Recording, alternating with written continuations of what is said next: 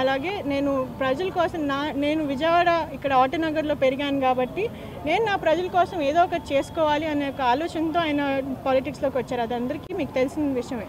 కానీ అదే ఇప్పుడు అధినేత మమ్మల్ని పిలిచి ఎదురు బొదురు కూర్చుని నాని నీ సర్వీసెస్కి థ్యాంక్ యూ, కానీ నేను ఈసారి మీకు టికెట్ ఇవ్వలేకపోతున్నాను, కానీ మీరు నన్ను సపోర్ట్ చేయాలి అని ఒక్క మాట మమ్మల్ని పిలిచి చెప్పుంటే మేము సైలెంట్గా అదే చేసేవాళ్ళం. మేము వెనక నుండి పార్టీని సపోర్ట్ చేసేవాళ్ళం. కానీ అనవసరంగా గత సంవత్సరంన్నర కాలం నుండి మమ్మల్ని ఎంతో ఇబ్బంది పెట్టారు, ఎన్నో అవమానాలకి గురి చేశారు మమ్మల్ని.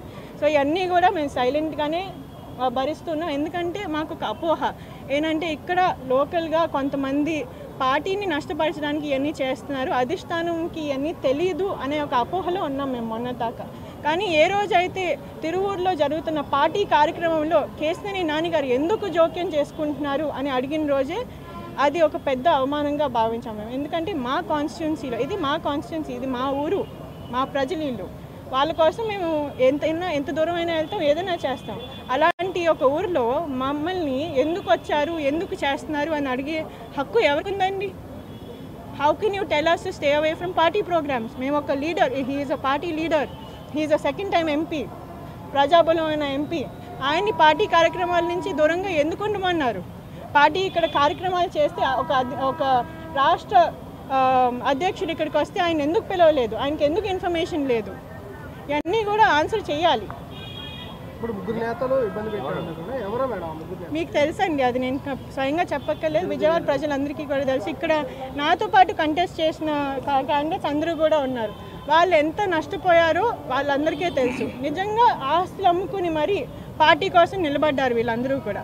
ఒక్కళ్ళు కూడా సపోర్ట్ చేయలేదు వాళ్ళని. ఒక్క ఇన్ఛార్జ్ సపోర్ట్ చేశారో అడగండి. వీళ్ళు కేశినేని నాని గారు ఒక్కళ్ళే మొత్తం ఎలక్షన్ అంతా ఫండ్ చేసి వీళ్ళందరికీ కూడా హెల్ప్ చేసి సపోర్ట్ చేసి వాళ్ళతో క్యాంపెయిన్ చేసి ఒక్కొక్క మెట్టు కొండ ప్రాంతంలో ఎక్కారు. ఆయన ఒక్కళ్ళు చేశారా ఇన్ఛార్జెస్? అలాగే చెప్పండి నాకు.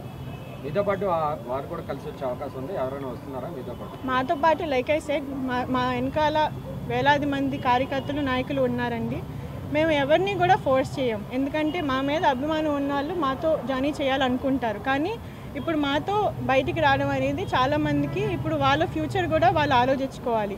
సో మేము ఎవరిని కూడా మాతో రమ్మను. కానీ కేశినేని నాని గారి మీద అభిమానంతో ఎవరైనా కానీ మాతో జాయిన్ చేయాలనుకుంటే తప్పకుండా వాళ్ళకి న్యాయం జరిగేలాగే మేము డిసిజన్ తీసుకుంటామని తెలియజేస్తాం. బాబాయ్ గారికి మీ నాన్నగారికి ఉన్న వ్యవహారాన్ని మీరు ఎలా చూస్తారు? ఇప్పుడు కొంతమంది గురించి మాట్లాడి నా స్థాయిని నేను దిగజార్చుకోనండి.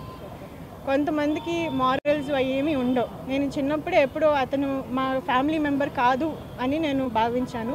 అలాంటి వ్యక్తుల గురించి నేను మాట్లాడి టైం వేస్ట్ చేసుకొని నా స్థాయిని నేను దిగజార్చుకోను.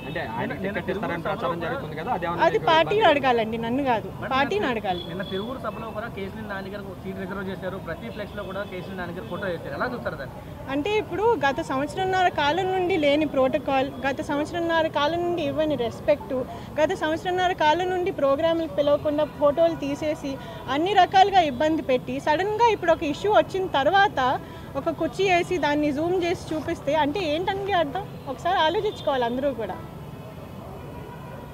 టికెట్ విషయం ప్రధానంగా మీరు చెప్తూ ఉన్నారండి. టికెట్ విషయం హైకమాండ్ ఇంతవరకు ఎక్కడ మేము చెప్పలేదు. టికెట్ ఇప్పుడు ఆలపాటి రాజా గారిని, నెట్టం రఘురామ్ గారిని, సభ గురించే మేము చెప్పాము. రఘురామ్ గారు కూడా చెప్తున్నారు మేడం. అదే లేదు, ఆలపాటి రాజా గారిని, రఘురామ్ గారిని, అలాగే కొనకల నారాయణ గారిని ప్రత్యేకంగా పంపించి 3 విషయాలు చెప్పారండి. ఒకటి ఏంటంటే ఈ కార్యక్రమానికి ఇన్ఛార్జ్ని వేరే వాళ్ళని నియమిస్తున్నామని. రెండోది నారా లోకేష్ గారు అసలు నాని అన్నకి ఈ ప్రోగ్రాంతో ఏంటి సంబంధం, ఎందుకు జోక్యం చేసుకుంటున్నారు అని అడిగారు. అంటే ఒక సిట్టింగ్ ఎంపీని ఆయన కాన్స్టిట్యున్సీలో పార్టీ ప్రోగ్రాం జరుగుతుంటే ఆయనకి ఏంటి సంబంధం అని ఎలా అడుగుతారండి? అలాగే మూడోది ఈ పొజిషన్ కోసం వేరే వాళ్ళని వెతుకుతున్నారు, అందుకని మీరు కొంచెం సైలెంట్ అవ్వాలి అనేది కూడా జరిగింది. సో ఇవన్నీ కూడా ఏంటంటే అండి మీకు తెలిసిన ఈ స్ట్రాటజీస్ అన్నీ మీరు ఎప్పటి నుంచో చూస్తున్నారు. సో ఇవన్నీ కూడా మీరు కన్సిడరేషన్లోకి తీసుకోవాలి. నాన్నగారి వ్యక్తిత్వం అంటేనే మీకు తెలిసి నేను ఆయన్ని డిఫెండ్ చేయక్కర్లేదు. ఆయన నిజాయితీగా నిస్వార్థంగా పనిచేసే నాయకుడు. అటువంటి వాళ్ళని వదులుకోవడం అనేది it's not our mistake, it is somebody else's mistake. కానీ ఇట్స్ ఓకే, మేము ఎవరిని కూడా తప్పు పట్టం. అందరికీ కూడా న్యాయం జరగాలనేదే మా కోరిక. అలాగే పార్టీ హైకమాండ్ ఏ డెసిజన్ తీసుకున్నా కానీ మేము రెస్పెక్ట్ చేస్తాము. ఎందుకంటే వాళ్ళ ఆబ్లిగేషన్స్ వాళ్ళకు ఉంటాయండి. మేము ఎప్పుడు కూడా తప్పు పట్టం.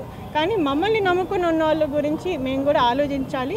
వాళ్ళ కోసం ఒక స్టెప్ అనేది మేము వాళ్ళనే చర్చించుకుని తీసుకుంటాం. ఇతర కార్పొరేషన్ ఎవరైనా రాజీనామా చేస్తున్నారు మేడం మీతో పాటు? నెక్స్ట్ స్టెప్ అండి మేడం, నెక్స్ట్ స్టెప్ ఏం చేయబోతున్నారు నాని గారు? నెక్స్ట్ స్టెప్ రాజీనామా చేశారు. అదే అండి నెక్స్ట్ కార్యాచరణ ఏంటనేది కేశినేని నాని గారు మా క్యాడర్ అంతటితో కూడా చర్చించి వాళ్ళకి ఏది రైట్ అనిపిస్తే దాన్ని బట్టి నెక్స్ట్ స్టెప్ తీసుకుంటాము. కంపల్సరీగా కేశినేని నాని గారు 3వ సారి ఎంపీకి పోటీ చేస్తారు. 3వ సారి ఎంపీగా లోక్సభలో అడుగు పెడతారు. అది మాకు అందరికీ కూడా నమ్మకం ఉంది. కానీ అది ఏ దిశగా అనేది ఆయన నిర్ణయిస్తారు, మా క్యాడర్ నిర్ణయిస్తారు. ఎంపీ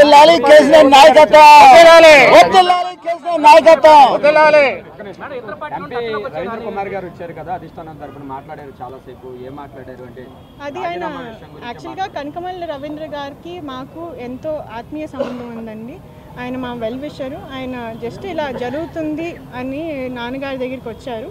ఏంటి అంటే జస్ట్ ఒక వెల్ విషర్గా ఏం జరుగుతుంది ఏంటి అనేది డిస్కస్ చేసుకోవడానికి వచ్చారే కానీ ప్లస్ ఏంటంటే ఆయన obviously he is a very respected Rajya Sabha member. He is a very fair person. ఆయన ఏంటంటే పార్టీ తరపున వచ్చింది కాదు అది. ఆయన జస్ట్ ఒక ఫ్రెండ్ లాగా కేశినేని నాని గారి దగ్గరికి వచ్చారు. అండ్ మేమందరం కూడా కూర్చుని కొంతసేపు మాట్లాడుకున్నాము. అలాగే ఈరోజు పొద్దున్న గద్దె రామ్మోహన్ గారిని నేను కలిశాను. ఆయన నాకు చిన్నప్పటి నుంచి కూడా మా అంకుల్ లాగా, ఎందుకంటే చిన్నప్పటి నుంచి వాళ్ళ ఇంట్లో నేను పెరిగాను. నేను వాళ్ళ ఇంట్లో ఆడుకునేదాన్ని నేను.